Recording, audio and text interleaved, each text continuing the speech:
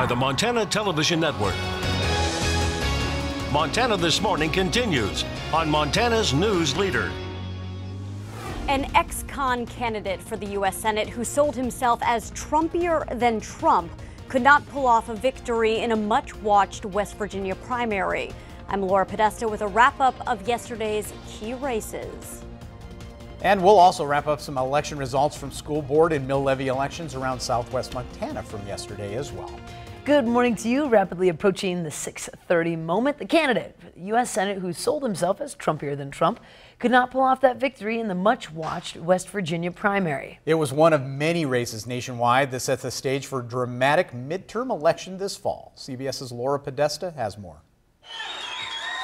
West Virginia Attorney General Patrick Morrisey will be the Republican who tries to unseat Democratic Senator Joe Manchin this fall, and Morrisey gave most of the credit to one man. Mr. President, if you're watching right now, let me tell you, your tweet was huge. That tweet from President Trump, sent out the day before the GOP primary, warned voters candidate Don Blankenship can't win the general election. West Virginia voters listened, and Blankenship, an ex-convict and coal baron who called himself Trumpier than Trump, finished a distant third. We ran against the establishment, and the establishment is not going to give up their position very easily. In Ohio, U.S. Representative Jim Renacci won the chance to challenge Democratic Senator Sherrod Brown, thanks in part to support from President Trump.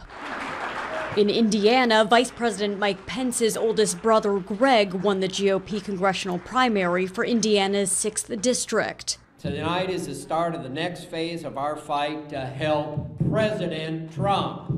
Tuesday night's wins could help avert a potential political disaster for the GOP, which has been bracing for major losses in the fall midterm. Republicans got the candidates they wanted in these races where they need effective candidates to take on these Democratic incumbents. Control of Congress is at stake. Laura Podesta, CBS News, New York. Also in the Democratic primary for Ohio governor's race, President Obama's consumer watchdog Richard Cordray bested former Congressman Dennis Kucinich.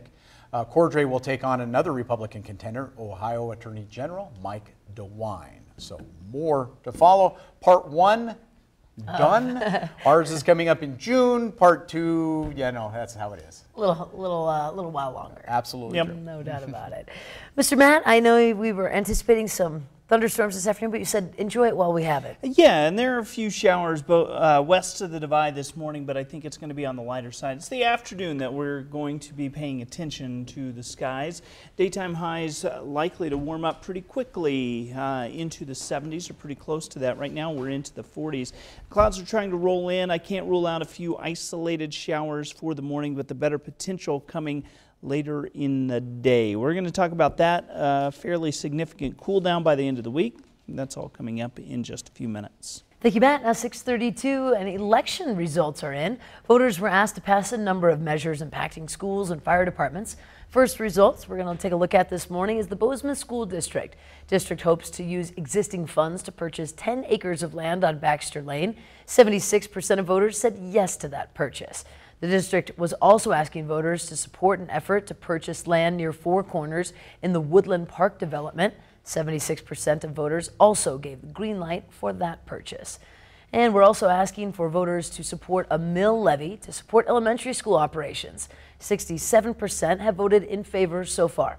And a separate mill would support high school operations. This also appears to be passing, with 66% of the vote going yes. Also on the ballot, the school board vote. 4 people running for 3 seats. Looks like the incumbents are going to retain their seats. Douglas Fisher with 29% of the vote. Gary Lewson, 30% of the vote. Gary McGowan received 9%.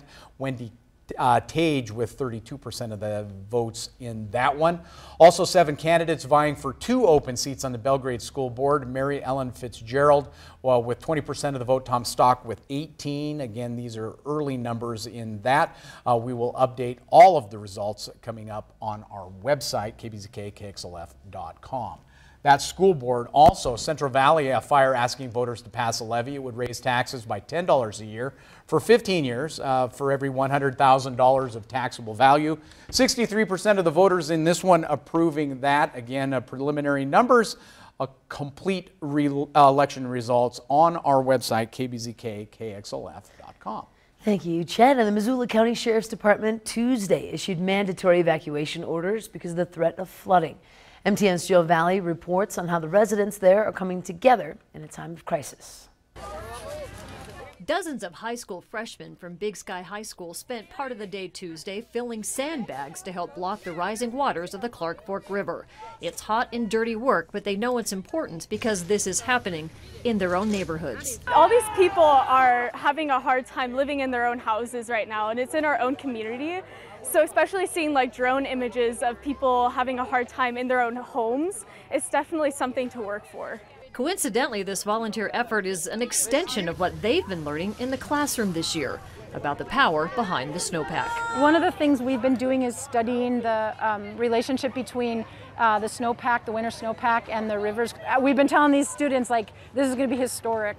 And so as soon as we noticed that homeowners were being affected here, we said, oh my gosh, this is their neighborhood school. So we said, yeah, we should get these guys out and help. And they've been amazing. These guys have been absolutely incredible. I think they feel a sense of accomplishment, a sense of pride in what they're doing. We had some students yesterday who said this was the best thing they've done because they felt like it was really meaningful to them. They felt like they'd actually accomplished something. It's interesting to like see it in real life instead of it just being like taught in a classroom. Yeah, it's good like learning how to do it for the experience you can have.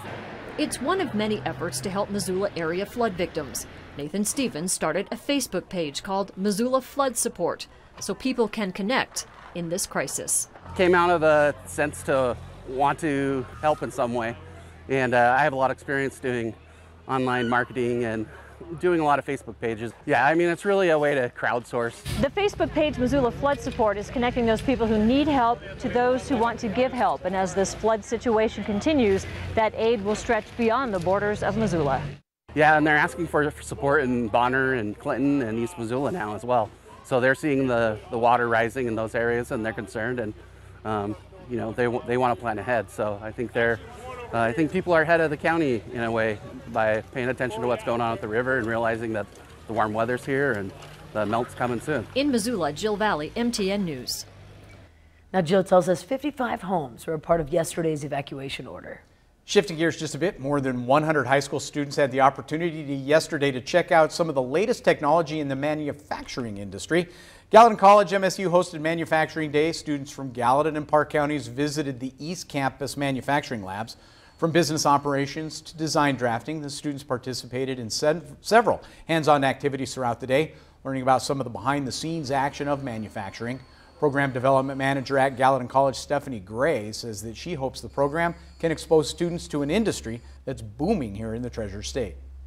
We all need things and parts to be made for us to live in our daily lives, and I think it's important for us to do that in our own communities and to do that in our country, and we need to help support employers who are doing that. We're told the students rounded out the day by visiting some local manufacturing companies in the Bozeman area. And Butte police are taking donations and getting ready to run in support of Montana's Special Olympics.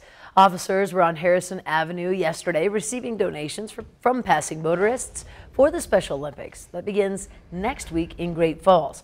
Officers and volunteers will also be participating in the torch run between Whitehall and Butte. That'll be happening today. It goes to Special Olympics. It goes to helps pay the cost for the athletes to go to the state games, to participate in local games, wherever the money's needed.